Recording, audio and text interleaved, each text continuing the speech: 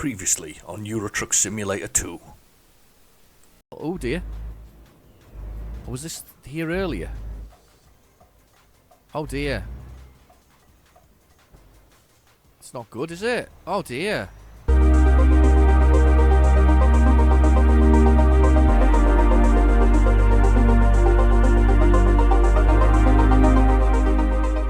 Hello and welcome back to Euro Truck Simulator 2. This week is going to be a short one, simply because I've struggled. I'm just fitting it in, realistically. Sorry, peoples. I'm just fitting it in, so I'm going to be looking for something short that we can kind of do that might score something off the old map. So scroll out a bit. Let's see if there's anything we can knock off the old map. There's some short ones. Look, there's some short ones here. Look, these will score off the map, and they're not far away. So that's what we need to do. We're right next to the radio tower, though. Do you remember Riggers Radio Tower? That's an interesting game. But we need a short one, I'm afraid. Simply because it's just been such a... Oh! Is that a new one? Was that always there? Feels like something new there, people. Right, cargo market, that one. Sorry, wrong one. Cargo market, right. So we need something from here in Latvia that might take us to Lithuania. It might work, actually. There's a short one. There's a fairly short one. What's that? 182 kilometres. That works. What else have we got? That's into Russia. It's to Stockholm. That's actually shorter than you think it is because it goes across the water. Latvia, that's quite a distance. Actually, it's 4 hours. It's kind of half the way. Been there before, though. Estonia. Oh, look, some through Estonia I've not been to before. That's 5 hours. I don't really need that long. I'm afraid I'm really going to have to go short here. I'm going to have to go short. I'm going to go with this Latvian one here.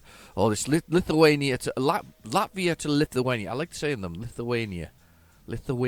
I quite like that.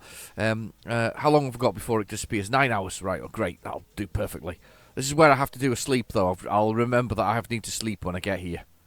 This is where I've not remembered to do the sleepy thing when I've done the thing previously. Have I done the sleepy thing? No, we're all right. We're perfect. It's 2 o'clock in the afternoon, and we're looking the outside of the truck and that view. Brilliant. Right. Okay. We've done our. Yes. Let's go. Says Doug. Let's go. Says Doug. Make a U-turn. Impossible. Make a U-turn. Really? Why? Where are we going? Oh, we need the sat nav back on. Let's press F3. Turn it on. Oh, look, there we are. Just round the corner. That way. We turned down the traffic density ever so slightly for the game. Just a touch, just a tad. I did say I think I was going to go to the marina and get something there, but I've decided not to. We're going to go get this one from the other end of here. Yeah. Oh, lovely. Perfect timing. But the old indication going on, and round we go. It's been a long week, busy week. I've not really had time for it. I think when I would normally record during the week, I came home and I'd done 14 hours, and I was a bit tired.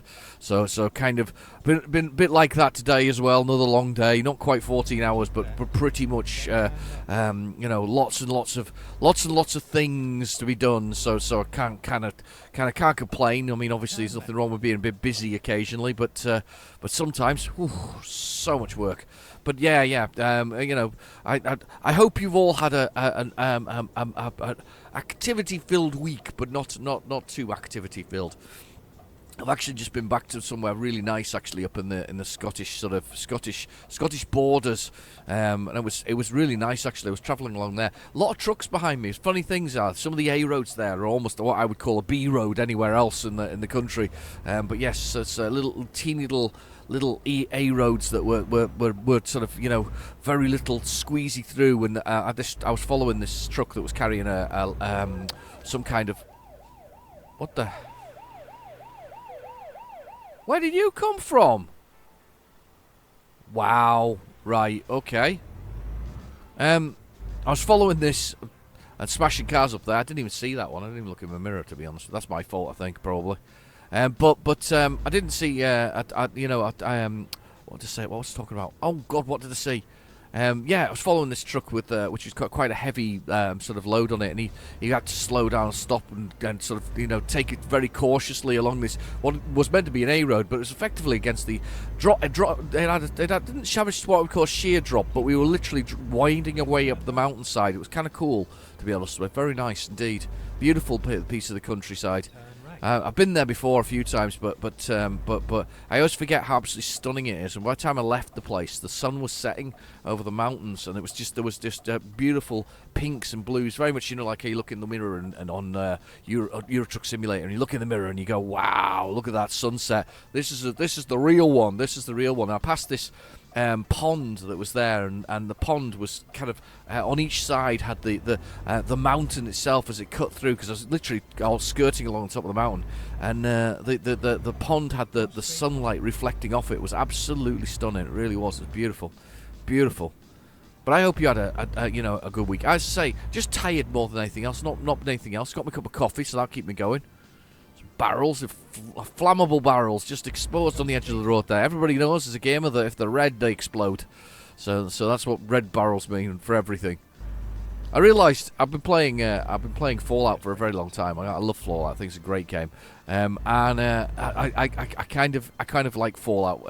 I don't like Fallout 4 as much as I think I do. It's all right. I've been playing it quite a lot. It'd be quite high on my Steam list if you had a little look, because I've been kind of getting through it and all this kind of stuff. But I discovered after years and years of playing it that there actually are red barrels on it. Isn't that ridiculous? The whole explosive red barrel thing actually exists in Fallout, and I never even crossed my mind that they existed. So right, here's our hot chemicals, with a lot of hot chemicals. Every time you got one of these, it's hot chemicals. I want hot chemicals. Look in the mirror.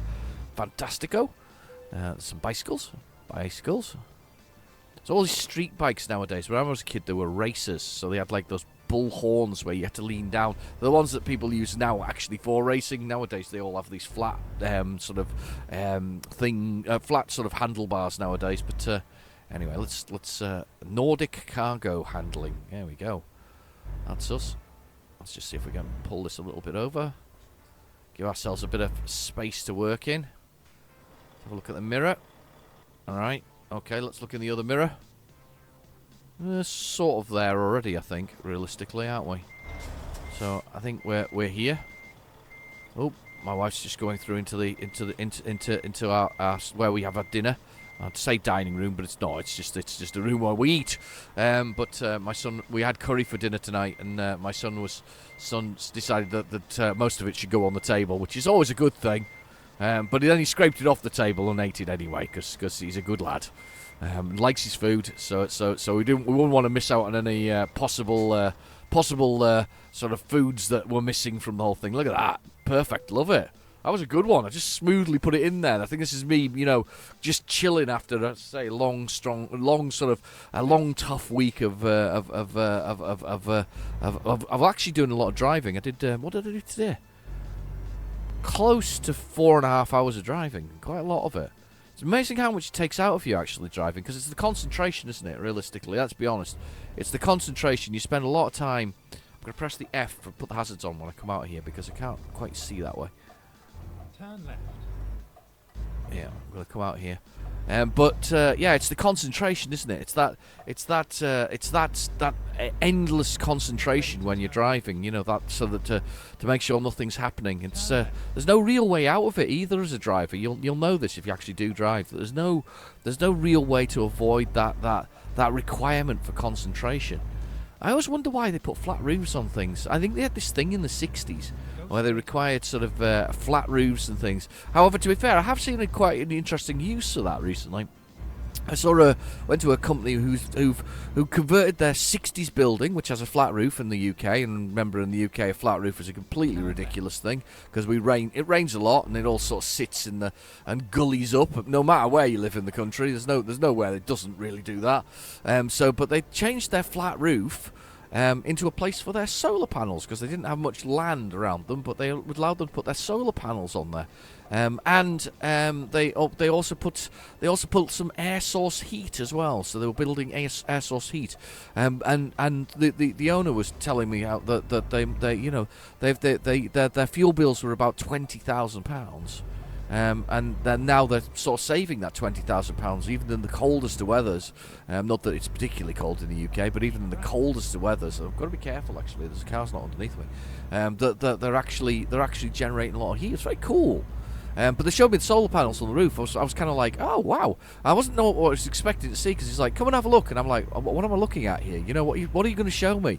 And he kicked open the door to the roof sort of hatch area, and we had a little look at these solar, and honestly, lots of them, tons of them. Must be saving the country. Must be saving the company a fortune. But it's one of those things, isn't it? It's an investment. I guess you have to invest in it for it to turn over something that will save you some money in the long run.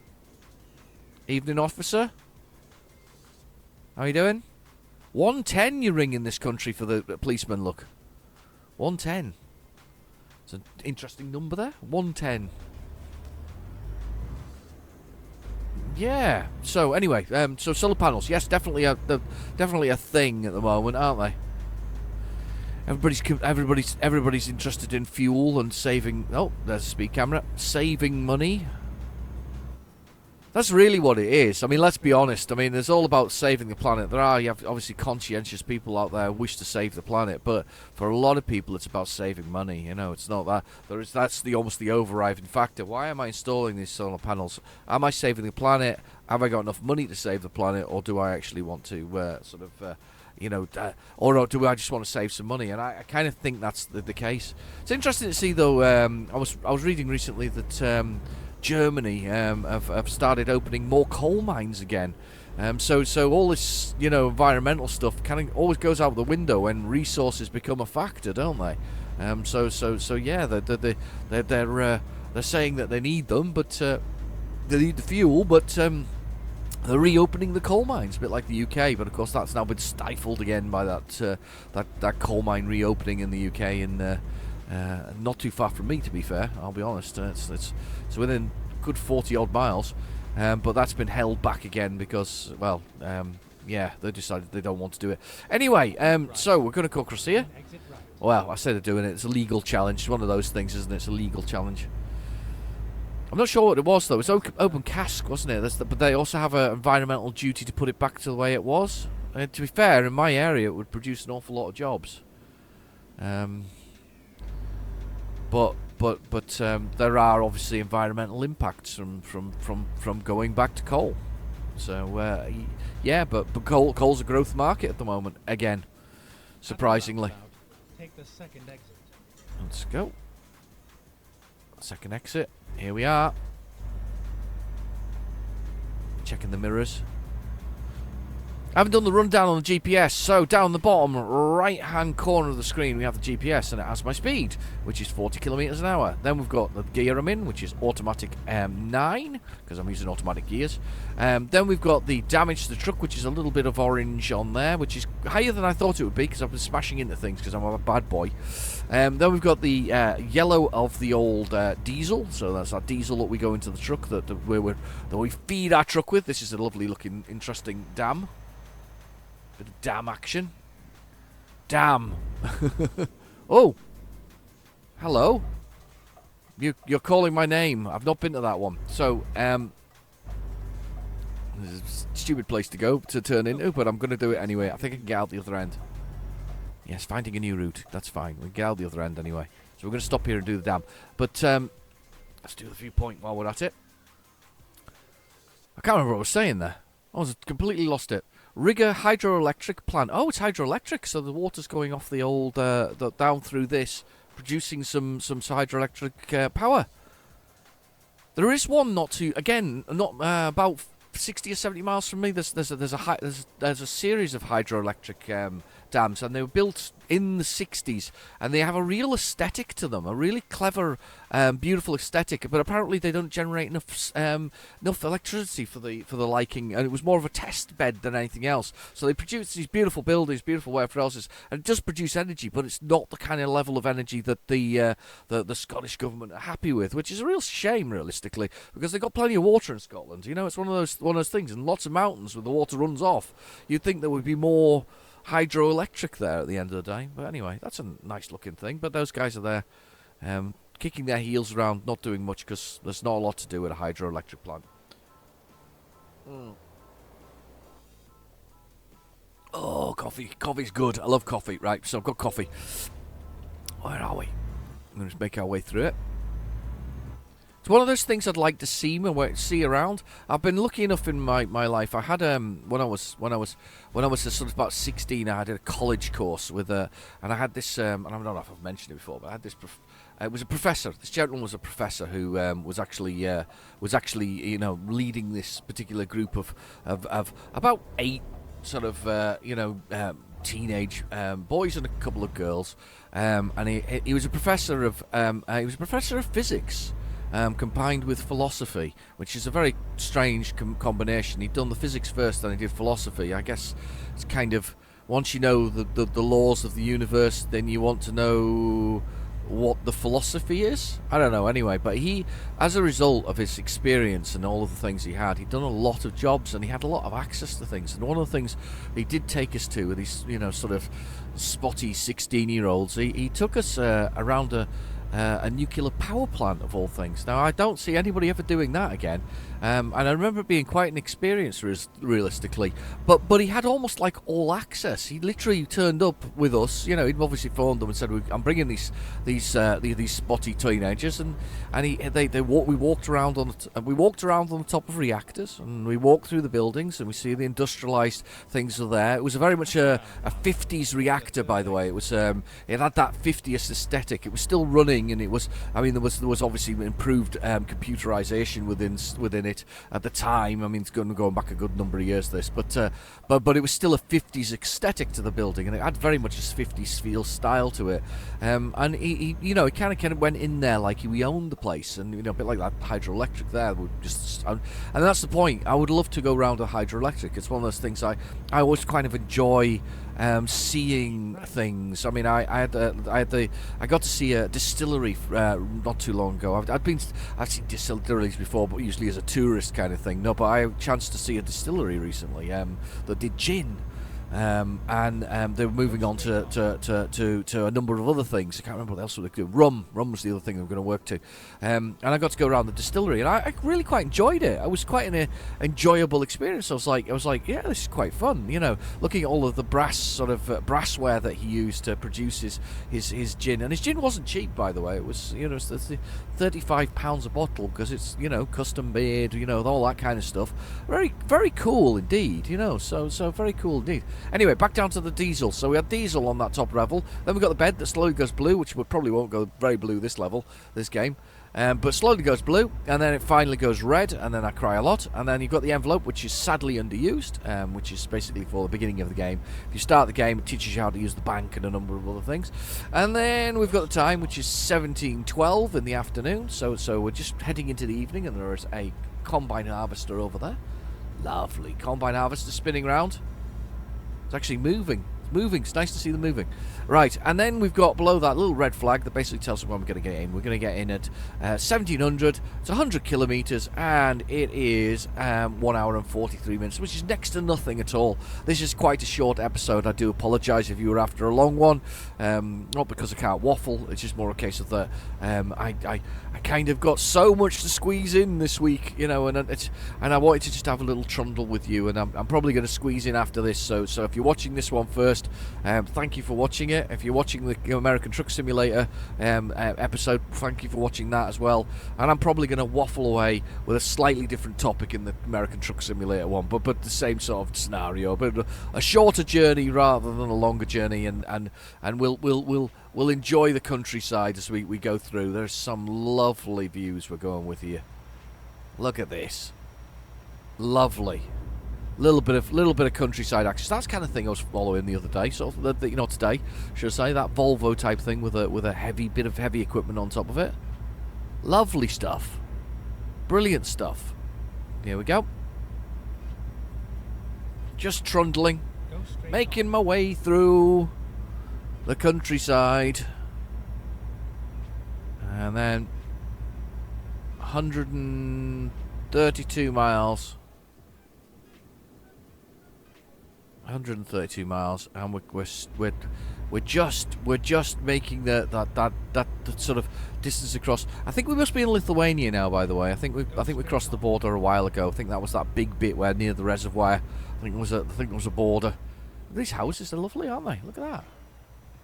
It's just tucked away in the back of there. I want to live down there. That looks lovely. Past the birch trees. If you're a Minecraft fan, you'd be cutting those down for that white wooden wood. That's who exactly it is. Birch trees.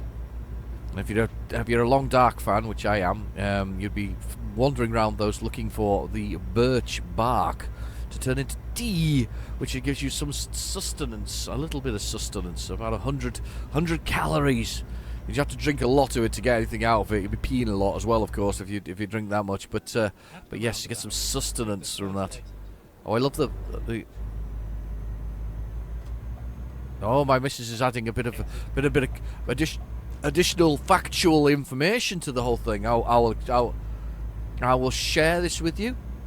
When she was a child, she had the silver birch in her garden as well. Silver birch, not white birch, silver birch. Silver birch in her garden, and surrounding it were the red and white toadstools, nice and poisonous, beautifully poisonous toadstools. See, that's what we miss in this country. The silver birch, yeah, that's right, silver birch. That's one of the things we do miss in this country. We miss the taking your foraged food, like the French do, to your local pharmacy to have them identify whether or not the mushrooms or toadstools you pick up are going to kill you, or whether or not they're actually you're edible. They do that. That's a service that they provide. I don't know if they charge for it though. I remember people doing it though. We're going truffles here though. We've got truffles. You need a dog for that, though. Apparently dogs are better than pigs. They used to use pigs a lot for truffle hunting. Problem with pigs is they would snout, eat, and scoff the truffles, the very expensive truffle fungus that it is, whereas dogs are less likely to do so, apparently. So they have changed the pigs. So it used to be pigs for truffle hunting. It is no longer pigs for truffle hunting. What is this? Something on the road in front of me. There is a... We have a police vehicle.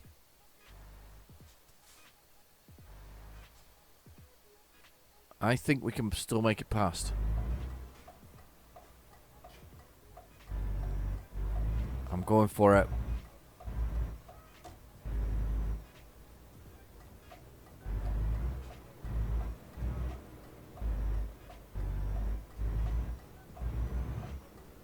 Oh, we've made it. Oh, God, we're rumbling up the edge of the... Yes, we've made it. Just... What are we going to come up to here, though, that we need to make it past? Oh, it's a crash. We've got a crash, peoples. We need to go around it, though, but I think we can go around it if we're naughty off the edge of this roundabout here. Uh-oh. Uh-oh. We can push our way out into this traffic before it pushes past. Go. Oh, that's not good. Look at that. That is not good. That is not good. But we're through. We cheated, but we made it. We cheated. We're a naughty driver. I tell you what, though, when I was going to this place, one thing I learnt from going to this place I was going to today, that don't follow the sat-nav when you get close to it. When you get close to it, it wants to take you down a whole load of little B roads. Now, remember I said the A roads were almost like B roads? Yeah, the B roads are single track roads that take you through dips and throw you over everything under the sun. So you stay on the A road that's almost like a B road. B road being sort of it's sort of minor, isn't it? Category wise, it's a minor category, isn't it? But a minor road, I think. But you basically you avoid the the B roads, and then you go right up until you hit an A road. And to be fair, it's one that runs parallel, and you can tell how far up north I was, parallel with Edinburgh. You're up towards Edinburgh. And when I came back, though, of course, it wanted to take me a different route, and it wanted to take me through the mountains that way, and I was like, no, that's not the way we're going. We're going back the way we came. So although we went through the mountains, it was a different route through the mountains. There is one that's really, really, really. It's basically you might as well throw your mobile out the window, because there is just no signal there, because nobody lives there. It's just absolutely empty. I've always found this with driving in Scotland. The way the roads work in Scotland is they go straight up and down. They don't go left and right. There's no way to go from the left and right, and it's because it fans out as well from sort of the English border, and it fans out across. When you try to go across the way from any one of these things that fan out across Scotland, it's a nightmare. I mean, it's a nightmare because it's these supposed A roads, which are definitely B roads. I mean, I've ended up in the middle of nowhere sometimes, going, wow, where am I? And it's the way across, and it's the only way across, and it's quite hilarious, really. I mean, you've got to laugh, but you can't, doing that in the middle of winter. Wow, no way at all. Right, biggest mirror in the world, so we can see where the edge of this is. There we go. Biggest mirror in the world. Now, I can't see the thing. I can see the green through there. Just look. Squidge my head round. Squidge my head round. Right, I'm gonna have a drink of coffee, and we're almost at our destination. Quick one, this one. I actually think I did a bit of nice reversing earlier. Actually, it was very professional, wasn't it? The whole thing's, apart from crashing into that car, of course, that was not professional. That was totally unprofessional. Hey, Baltic tourist. Means I'm very cold. In the north, if you say you're Baltic, you're cold. So, yeah, Baltic tourist. The cars are going to come, but I'm going to go for it because I was already over. There we go. And on we go. Oh, perfect. Somewhere to stay as well. Probably good timing, actually, because we have a little sleep, and then next week when we get a bigger episode, we're going to have to do that. I am thinking, though, and this may disappoint you, I do apologise if it does disappoint you, I am thinking that I may have to start finding a way to take a little break from it so that I can sort of recharge my batteries, because I do tend to run the Euro Truck and the American Truck Simulator and that kind of thing weekly, almost all the time without any break. Whereas I do take a break from. I'm going. I do take a break from my What's on the Tape because it takes quite a lot of production value. Now, these don't take as much production. I mean, the thing is, I've got rendering and all the other things that go with it. So I don't know. I'm toying with the idea of taking like a 1 week break every so often. Do maybe almost serialize it so that we get like, I don't know, 15 episodes and then a break, and then 15 episodes and a break, or something like that. A bit like I do with the other ones, or 10 episodes and a break. I don't know. I don't want to upset you, because the funny thing is, I follow I follow a number of YouTubers. One of my favourites is, I probably mentioned it before, is a guy called Beard Meets Food. And he just eats, and he's a Brit, and he's a nice guy, from what I can see, and he seems very pleasant enough in his videos. And he has now reduced his schedule down from 2 videos a week down to a single video a week, so that he could concentrate on the production value. However, I have to admit, I feel a little bit lost in the middle of the week without his 10-minute video. I mean, they're only 10-minute videos. They're not massive, they're not, and they're not really important on the scale of things. It's just that they're no longer there, and I do feel like I missed them a little bit. I think that's my reluctance to stop doing these every single week, if that makes sense. I think that I think that we would miss out on that. I was sniffing because I could smell burning. I'm pretty convinced I could smell burning. I'm gonna have to ask my wife in a second whether there's burning going on out there.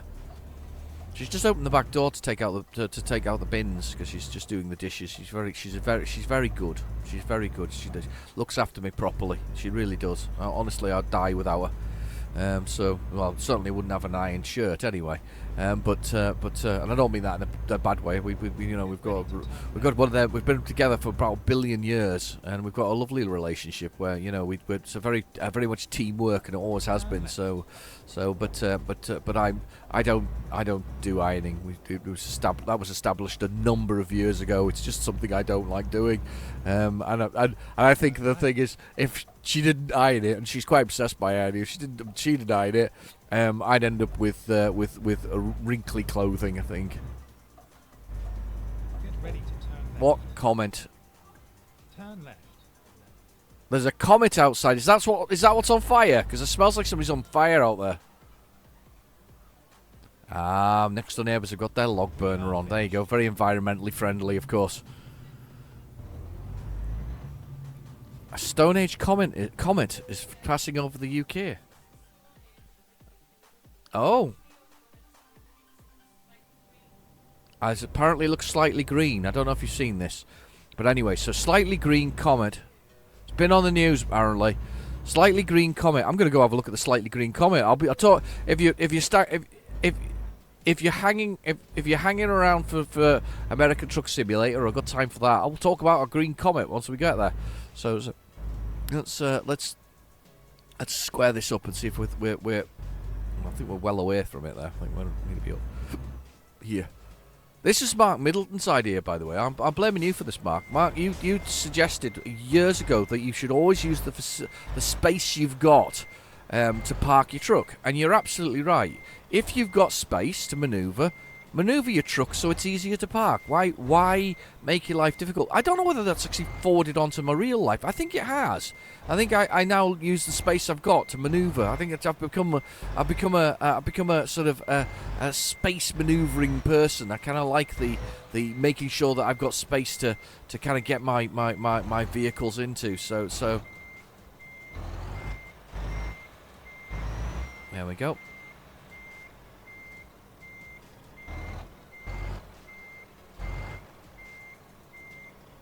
There we go. Straight. Oh, come on. You know better. Oh, that's terrible. After all that. Sorry, Mark. I've disappointed you. I'm a dare to disappointment. I'm a disappointment. I'm a product of the people who follow me, to be honest with you. All you guys have taught me how to drive or not drive or... Whoa. Stop engine. I'm in a terrible position. It says it's okay. It's not the best of positions, but I'll take it. I'll stop the engine and we're kind of mid-flight there, but I'll push the button and we'll unload. So 4 hours, 5 hours, nearly 5 hour long journey. A good class thing, extra points for the class bonus. Little points for there. Continue. Let's go find somewhere to park. And we'll put it somewhere to sleep for next time round. Let's have a little look, see what we can do. There is a petrol station there. That looks good. Let's go there.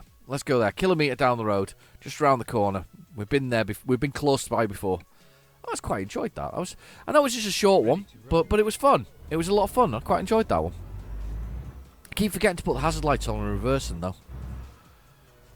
Bobster told me about that. It was so we've got to do that. But as I say, very much a product of, Baltic metallurgy. Metal workers, basically. Turn right. But yeah, very much a product of my